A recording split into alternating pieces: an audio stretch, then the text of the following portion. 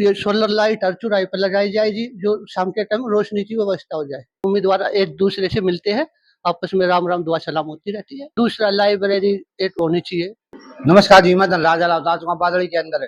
जैसा कि तस्वीरों में देख पा रहे हो, सरपंच पद के दावेदार नेपाल उर्फ बोला जी हमारे साथ जुड़ चुके हैं। हम आपको बताना चाहेंगे, ये लगातार समाज सेवा के कार्य में जुड़े रहे हैं। अब ये सरपंची पद की दावेदारी ठोक चुके हैं। इनसे बात करने वाले हैं, आखिर क्या कारण है इनका राजनीति में आने का। नमस्कार जी। नमस्कार पत्रकार महोदय जी, मेरा उद्देश्य है बादल गांव की सेवा करना। पहला एजेंडा, गांव में साफ सफाई पर विशेष ध्यान दिया जाएगा। ये कूड़े करकट के ढेर इधर उधर लगे हैं, इनको हटाना, एक साइड में करना। नाले और फ्लोर रहते हैं, इनकी साफ सफाई करवाना। शिक्षा में अच्छा सुधार करवाना। हर एक कमेटी बनाई जाएगी और 15-10 दिन में उनको देखने जाएंगे स्कूल के अंदर कैसी पढ़ाई होती है, कौन बच्चा गलत चल रहा है। और जी, स्वास्थ्य पर भी विशेष ध्यान दिया जाएगा, कौन डॉक्टर टाइम पर आता है, कौन नहीं आता, दवाई उपलब्ध है या नहीं है। और जी, ये सोलर लाइट हर चौराहे पर लगाई जाएगी, जो शाम के टाइम रोशनी की व्यवस्था हो जाए। और जो ये हमारे कर्मचारी कम है सफाई वाले, हम वीडियो साहब से 6 है तो हम 12 करवाने की कोशिश रहेगी। आपका चुनाव चिन्ह क्या है? मेरा चुनाव चिन्ह है नारियल का पेड़ फलों के साथ। भोला भाई, हमने बादड़ी के अंदर देखा है, बहुत से उम्मीदवार लाइन में हैं और काफी तगड़ी तगड़ी पोजीशन में है उम्मीदवार। तो उन उम्मीदवारों के बीच में आप राजनीति में एक अलग पहचान बना चुके हो बादड़ी के अंदर।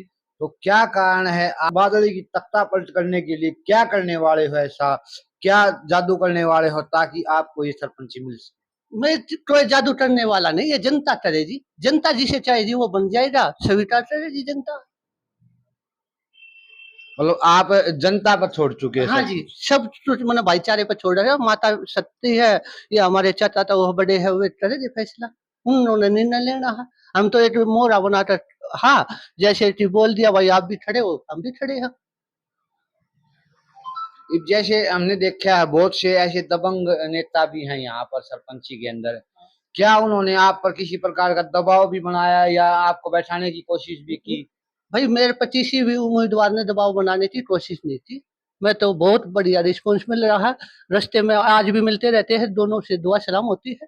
ये हमारा भाईचारा आज भी ऐसे का वैसा है जैसे पहले था। बादड़ी के अंदर भाईचारा कायम है? हाँ जी, बिल्कुल। सभी जितने भी उम्मीदवार सब? हाँ जी, बिल्कुल ऐसा ही है। उम्मीदवार एक दूसरे से मिलते हैं, आपस में राम राम दुआ सलाम होती रहती है। पहले आप किस किस प्रकार की समाज सेवा करते थे? अब से पहले मैं गऊओं की सेवा करता था जी सबसे पहले। और जी, जैसे कहीं भंडारा या कहीं और भी प्रोग्राम होता, उनमें मैं सक्रिय रहता था। गांव में जो भी सार्वजनिक काम होते थे उसमें मैं बढ़ चढ़ हिस्सा लेता रहता था। देखिए, यहाँ से बोला भाई, अगर आप प्रधान बन जाते हो जी जी जी, तो इस बादड़ी गांव के युवाओं के लिए क्या करवाओगे? युवाओं के लिए ये स्टेडियम में जो खामियां रह रही है, हम उसको दूर करे दी खेल स्टेडियम में।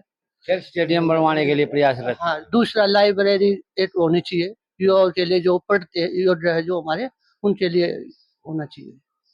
क्या बोला भाई, गांव में स्ट्रीट लाइटें लगी हुई हैं? लगी हुई है, चालू नहीं है। चालू नहीं? हाँ, उनको फिर दोबारा से चालू होने का हम प्रयास करेंगे। अपनी तरफ से बादड़ी की जनता को क्या संदेश देना चाहोगे? मैं तो यही देना चाहूंगा, एक बार मुझे भी सेवा का मौका देकर देख लो, और मेरा अच्छे काम लगे तो मुझे फिर दोबारा कहीं बड़े पद पर जाने की चेष्टा रहेगी, नहीं तो हाथ जोड़कर निवेदन कर लूंगा जी, आपने मेरे अंदर कोई कमी रहेगी। बादड़ी की जनता से क्या अपील करना चाहोगे? मैं बादली सी जनता से यही अपील करना चाहता हूँ, आपका बेटा, आपका भाई हमेशा आपके साथ खड़ा पाएगा। आने वाली 15 जून को भाई नेपाल बोला के नारियल के पेड़ फलों के साथ वाला बटन दबाए और विजय बनाए। हमेशा उनके कंधे से कंधा मिलाकर हर काम में बढ़कर हिस्सा लेंगे।